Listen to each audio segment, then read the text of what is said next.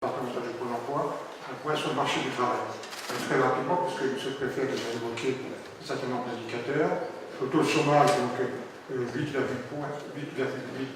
donc au niveau départemental, à comparer au 8,7% au niveau national. Une orientation favorable au niveau de la demande d'emploi, avec une baisse en Meurthe-et-Moselle de 3,8 sur l'année, à comparer au niveau national, donc avec une variation du national de 1,1%. Donc une évolution favorable à Meurthe-et-Moselle, notamment parce que pour ça notre public jeune, avec une évolution donc, de moins 5,3 points.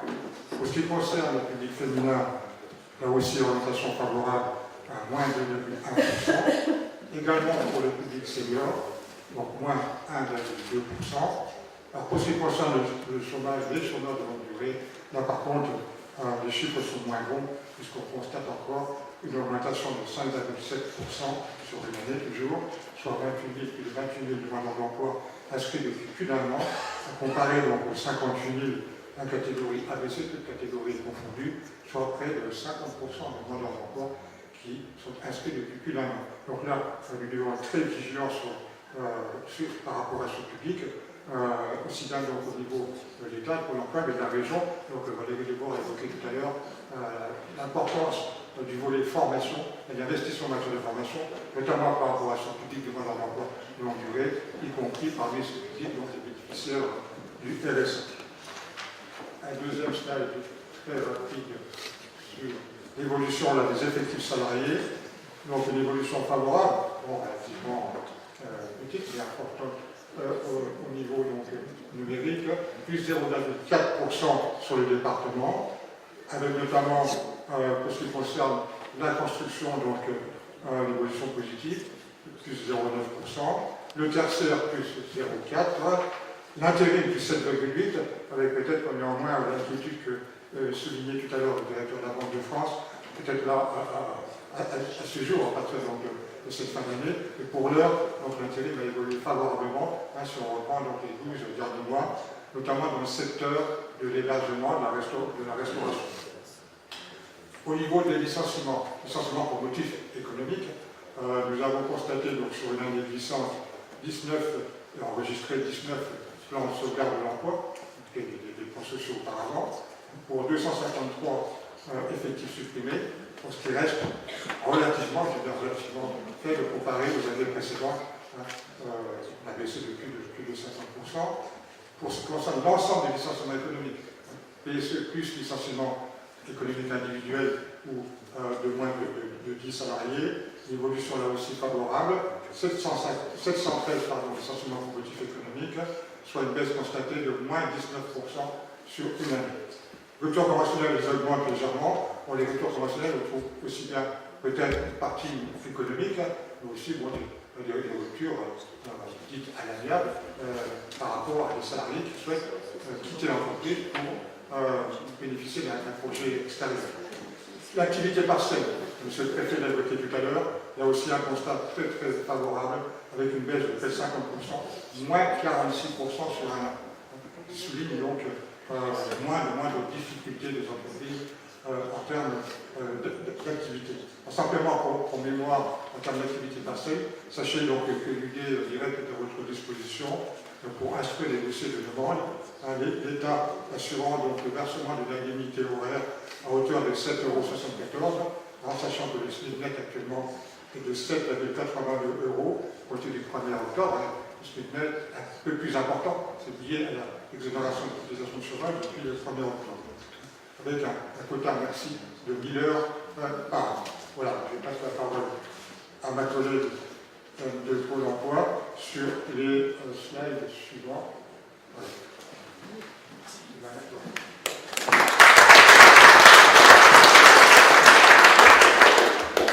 Bonjour, Mélanie Skelbu, directrice territoriale Pôle emploi Meurthe-et-Moselle. Donc je fais une petite incursion dans le Pôle emploi de M. Guidelot et je lui repasse la parole. Le sujet c'est bien tension sur le marché du travail, difficulté de recrutement. On a beaucoup de chômeurs, on ne trouve pas de candidats et là en général on termine par mais que fait Pôle emploi. Donc ça c'est effectivement un bon sujet. Et donc je vais vous en parler 2 minutes. Je vous ai mis une slide 2017, c'est pas une erreur parce que je voulais vous parler de 2018. On fait tous les ans une enquête qui marche depuis 15 ans, donc qui donne des éléments assez intéressants. Vous voyez, 2017, on était à 17 537 projets de recrutement, mais en 2018, à des entreprises qui nous ont dit sur la Meurthe-et-Moselle, 20 693 perspectives de recrutement. Et donc forcément, quand en 2017, on est à 40% de projets jugés difficiles par les entreprises, et bien ça monte en 2018, puisqu'en 2018, 46,7% d'entre vous qui avez répondu à l'enquête nous ont dit « ça risque d'être difficile pour moi de recruter ». C'est un peu logique quand on est dans un marché du travail aussi évolutif et mouvant que le nôtre, de dire « je pense que pour moi ça va être compliqué de recruter ». Et j'espère ou je pense que les années prochaines ça va continuer. Pourquoi? Parce que c'est difficile de recruter pour plein de raisons. Vous êtes sur un métier qui est peut-être pas hyper attractif. Peut-être que vous ne recrutez pas régulièrement et donc ça vous paraît compliqué de recruter, c'est aussi une réalité. Peut-être que vous êtes sur un nouveau métier. Madame Debord parlait de la fibre. On est en train d'anticiper de sortir les premières sessions de formation. Les contrats de travail sont déjà formés. C'est un métier qui n'existait pas sur la Meurthe-et-Moselle. Peut-être que votre marque d'entreprise, je discutais encore avant-hier avec une entreprise qui dit « mais moi, mon entreprise, elle se développe, personne ne me connaît ». En plus, je suis sur un territoire que personne ne connaît trop, donc ma marque d'entreprise, elle n'est pas connue. Et puis peut-être simplement parce que vous n'avez pas le temps, parce que recruter quand on est dans un monde complexe, eh ben, ça prend du temps, et peut-être que vous ne l'avez pas toujours non plus. Donc c'est normal de dire, c'est compliqué de recruter. Et en même temps, il faut que je clique sur le truc là. Et en même temps, je dirais, il n'y a pas une solution, il n'y a pas la solution. On peut juste essayer de trouver plusieurs petites idées et pas que nous tous ensemble. Donc 3 axes majeurs. Ah, ça fait des petits trucs chinois, c'est joli. 3 axes majeurs. Je ne vais pas vous parler du plan d'investissement compétences quand je suis aux côtés de la région parce que ça a été très bien expliqué. Non mais c'est sympa, c'est international. Donc ça reste extrêmement important pour nous d'accompagner la région sur le plan d'investissement compétences. Ça peut vous paraître beaucoup. De mettre de l'argent sur des gens faiblement qualifiés. Néanmoins, on a quand même 60% des gens inscrits chez nous depuis des dizaines d'années et globalement qui sont à un niveau inférieur au bac. Alors vous me direz, si vous avez un CAP menuiserie et que vous voulez être menuisier, nos sous-sailles, sauf qu'en général c'est pas le sujet et que quand on a un niveau bac ou simplement un niveau bac, et bien s'insérer durablement dans le marché du travail, c'est compliqué. Donc on sera aux côtés de la région là-dessus, donc je vais plutôt vous parler des 2 autres axes. Il faut qu'on travaille effectivement sur d'autres solutions de recrutement. Quand je dis on, c'est pas que Pôle emploi, hein, c'est tous les gens, il y en a plein dans la salle qui travaillent aussi sur le sujet. Sur l'adaptation au poste, je vais vous parler de 2 choses, hein, l'adaptation au poste et puis une nouvelle application. Sur les solutions de recrutement, à partir du moment où vous ne pouvez pas poster une offre, vous allez matcher tout simplement. J'ai un niveau de diplôme, j'ai une expérience, j'ai le bon CV, ça tombe bien, c'est ce que vous recherchez, pas de souci. Les réseaux sociaux marchent très bien pour ça et c'est pas le sujet chez nous parce que vous n'avez pas forcément besoin de nous pour ça. Par contre, à partir du moment où vous n'avez pas ce schéma bon diplôme, bonne expérience, bon CV, il faut qu'on essaye de travailler sur autre chose, c'est-à-dire plutôt compétences, plutôt savoir-être. Et je pense qu'il va nous concerner tous ensemble pour les prochaines années à venir, c'est aussi cette capacité régulièrement à se former, je vais même dire à désapprendre et à réapprendre, parce que les métiers évoluent, les vôtres, le mien. Moi je ne travaille plus aujourd'hui comme je travaillais hier, parce qu'il y a le numérique, il y a le digital, il y a tout ça, et on est obligé d'évoluer. Donc je pense que nous, là où on peut essayer de bosser avec vous, c'est vraiment sur cette approche compétence, savoir-être, et puis apprentissage à toujours se former. Vous verrez que, alors vous le connaissez peut-être parce que je pense que vous utilisez, recruter autrement, c'est aussi en dehors des formations qu'on porte avec la région, pouvoir adapter des gens à vos postes de travail. J'ai une offre d'emploi, j'ai pas le candidat idéal, mais j'ai quelqu'un qui m'intéresse. Est-ce qu'on peut l'adapter à mon entreprise? Oui. Alors il y a plein de mots barbares qui s'appellent AFPR, POE, vous connaissez peut-être, mais on s'en fiche. Mais vous avez besoin d'adapter entre 1 et 3 mois dans votre entreprise, on construit le parcours, c'est en complément de tout ce qu'on fait avec la région. C'est pour vous donner une idée, cette année, plus de 1100 personnes qui ont été recrutées avec ce système d'adaptation en Meurthe-et-Moselle. Et puis peut-être que vous êtes sur un métier en tension, puis vous n'avez pas du tout le temps, vous n'avez même pas le temps d'écrire correctement une offre sur un site internet qui soit Facebook, Pôle emploi ou autre. On a essayé de tester une nouvelle appli qui s'appelle Maintenant, que vous trouverez, hein, si vous cliquez Maintenant, qui est développée depuis quelques mois et qui vous permet, je dirais là pour le coup en moins de 5 minutes, c'est vrai en moins de 5 minutes, de dire voilà, je recherche un serveur, mais surtout quelques compétences, je coche les compétences, les demandeurs d'emploi font la même chose, et en 4-5 mois, on a eu 940, merci l'intelligence artificielle et Big Data, on a eu 940 matchs, mais on a eu surtout 330 contacts et 98 entretiens. Et ça, c'est moins de 5 minutes. Donc voilà, si ça peut vous intéresser, testez, de toute manière, c'est gratuit, ça ne mange pas de pain, ça pourra peut-être être une solution pour certains d'entre vous. Le troisième point sur lequel on a travaillé avec les entreprises, c'était le savoir-être. On a travaillé au niveau national avec des centaines d'entreprises sur « Ok, je n'ai pas les compétences, je suis prêt à former, je suis prêt à prendre un peu de temps, mais alors les savoir-être, ça c'est compliqué. Et ça, il nous faut un minimum quand on prend quelqu'un. » Et donc, avec les centaines d'entreprises avec qui on a travaillé au niveau national, on a identifié les 14 savoir-être majeurs qui correspondaient à plus de 80% des entreprises.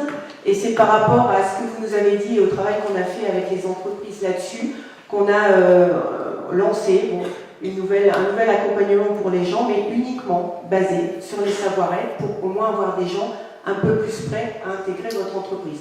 Donc voilà, ça c'est quelques pistes de travail qu'on a initiées au niveau national, mais qu'on a aussi lancé au niveau de la Meurthe-et-Moselle. Et je terminerai par là, je vous parlais adaptation à l'entreprise, donc en complément de ce que disait Madame Debord sur les formations et les moyens financiers qui y sont mis, pour vous donner une idée sur toutes les adaptations entreprises qu'on a fait en direct avec vous dans les entreprises de Meurthe-et-Moselle.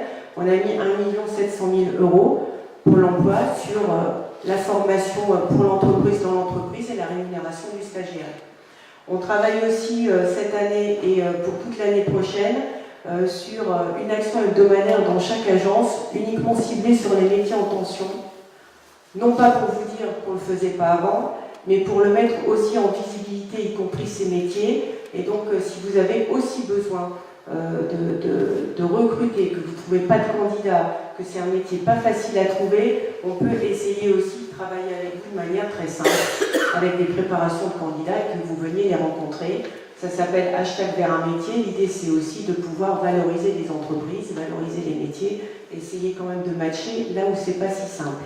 Je terminerai par quelque chose d'un peu nouveau, qui rentre aussi dans le plan d'investissement compétences, qui est une adaptation au poste qui double le temps de formation par rapport à ce que je vous expliquais au-dessus. Si vous avez besoin de former des gens dans le numérique, j'étais avant-hier avec des entreprises dans le numérique, puisqu'il y avait une journée organisée avec la région et l'après-midi aussi sur le Job Lab avec la Maison de l'Emploi, et des entreprises, alors bon, au numérique on confond aussi, hein. Il y a le numérique et dedans vous avez le digital, vous avez aussi l'informatique. C'est des choses un petit peu différentes.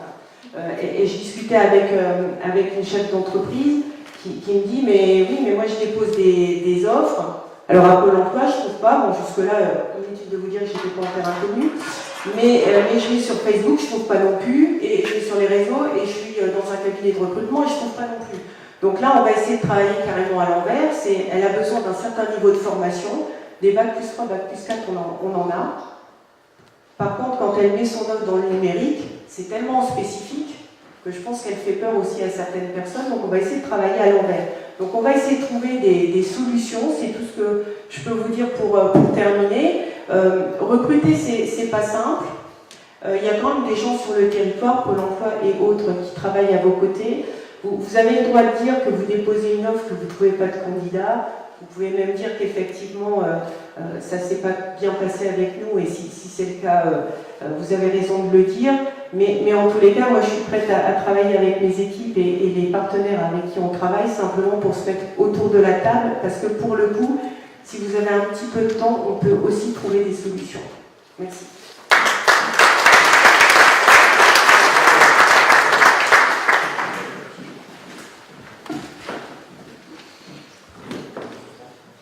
Voilà, je prends le relais. présenter donc rapidement les offres de services proposées par la directe, notamment pour ce qui concerne les difficultés de recrutement. Un dispositif qui est peu connu, c'est l'appui conseil en ressources humaines, ciblé essentiellement sur les entreprises de moins de 300 salariés, voire plus précisément sur les TPE de moins de 50. Donc vous pouvez vous faire donc conseiller par des cabinets conseils qui sont référencés par la directe sur tout ce qui concerne le processus de recrutement, le plan de développement de compétences, c'est un exemple, les plans de formation, la gestion des âges, on appelle la GPEC, la gestion prévisionnelle des emplois et des compétences. Donc, évidemment, cette prestation a un coût. L'État prend à sa charge 50% du coût de cette prestation. Et votre cas, donc, sous réserve de vérification, vérifier que donc, la plupart des autres cas sont, à mon sens, engagés dans cette opération, prend à sa charge de peut-être 30% supplémentaire. Donc, avec un reste à charge pour l'entreprise autour de 20%. Donc, vous pouvez solliciter directement faire une demande auprès de la directe, et sur le site de la directe, vous avez un formulaire de demande d'intervention d'un cabinet de conseil dans le cadre de ce dispositif appui conseil RH. Par ailleurs, au niveau de l'ex-région Lorraine, au niveau de la directe, un collègue responsable unique aux investissements peut également vous accompagner. Tout à l'heure, aussi bien la Banque de France que le BPI vous a présenté un certain nombre de dispositifs. Au niveau de l'État, un collègue donc, référent, responsable, peut vous faciliter en termes d'ingénierie financière vos projets sur des sujets comme ceux qu'on a vu tout à l'heure, d'innovation. Donc, cette personne aura un rôle de facilitateur, de médiateur vis-à-vis des différents partenaires, l'État, la région, la Caisse des dépôts, BPI, les banques en général, la Banque de France, Business. Donc n'hésitez pas là aussi à nous solliciter toujours au niveau, la porte d'entrée restant au niveau départemental, voire au niveau régional de la directe, à partir du site de la directe.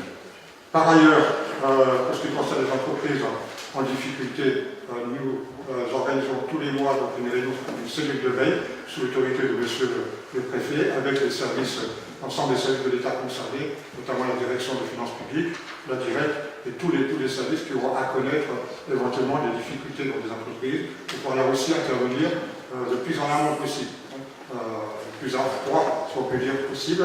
La cellule de veille économique existe, et vous connaissez aussi, je pense, le CONIFI, le comité départemental d'examen des problèmes de financement des entreprises, où là aussi, avec les services de la DGFIP et avec l'URSSAF, un certain nombre de moratoires, de reports de charges peuvent être envisagés. Slide suivant. Là, il s'agit d'une offre de service présentée par la partie, le pôle travail de la directive, plus communément appelée l'inspection du travail, qui a un rôle de contrôle, mais qui a aussi un rôle de conseil aux entreprises.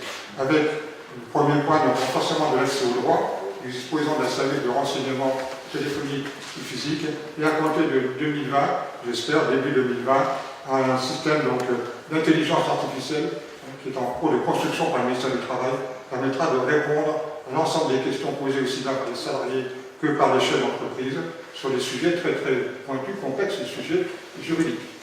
Il ne s'agit pas de numérisation du code, non, mais véritablement d'un système de robot d'intelligence artificielle qui devrait permettre de répondre à toutes les questions qui sont les plus pointues en matière de droit du travail.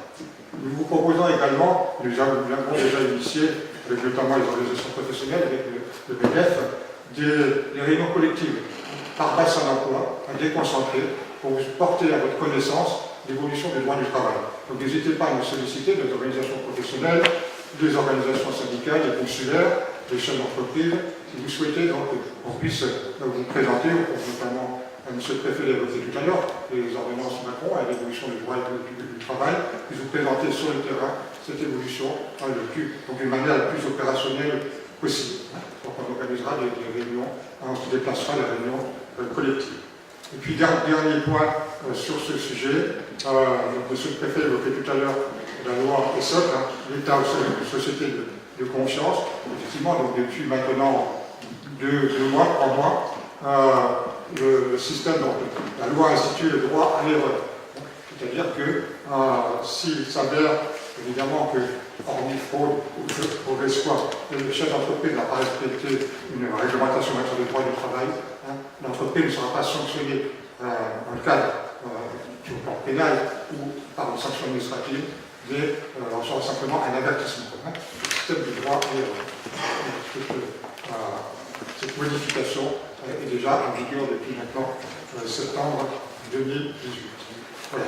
Le dernier volet, je vais passer la parole à mon collègue directeur adjoint de la Cour sur la réforme, notamment de l'apprentissage et la présentation des lois sur les plans professionnels. Merci. Sauf s'il y avait des questions au préalable sur ce sujet. Enchaîner, je pense. Oui, ça va très abouti. L'horaire, je pense qu'on peut aller directement sur l'apprentissage, et que j'ai peur que ça soit très long.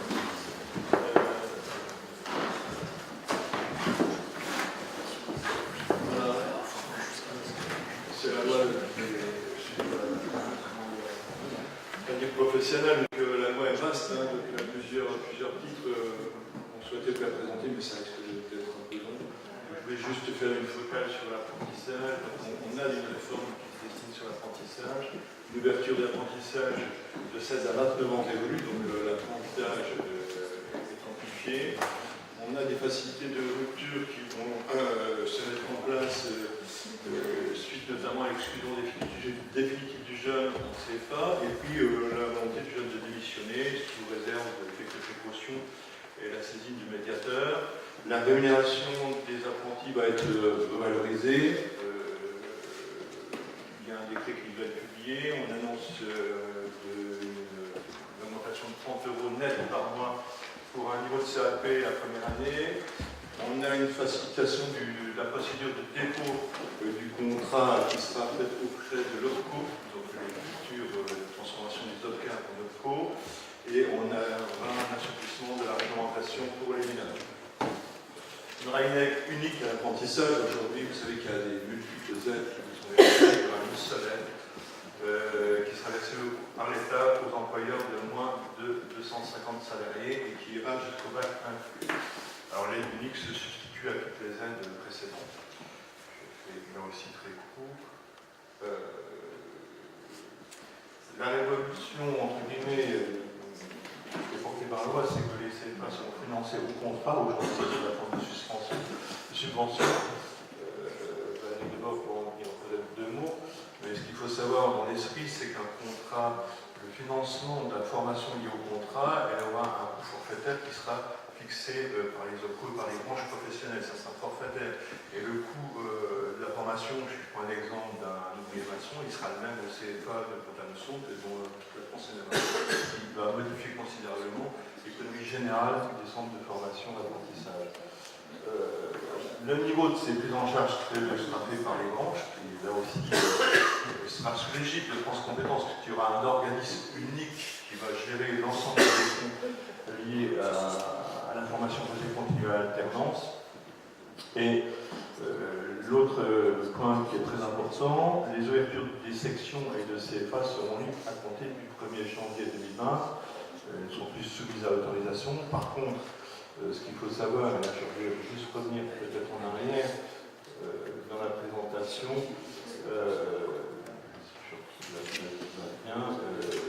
il y aura une modification aussi de la formation officielle en tant que telle, puisque aujourd'hui on a des certifications qui sont construites au titre de titres et de diplômes.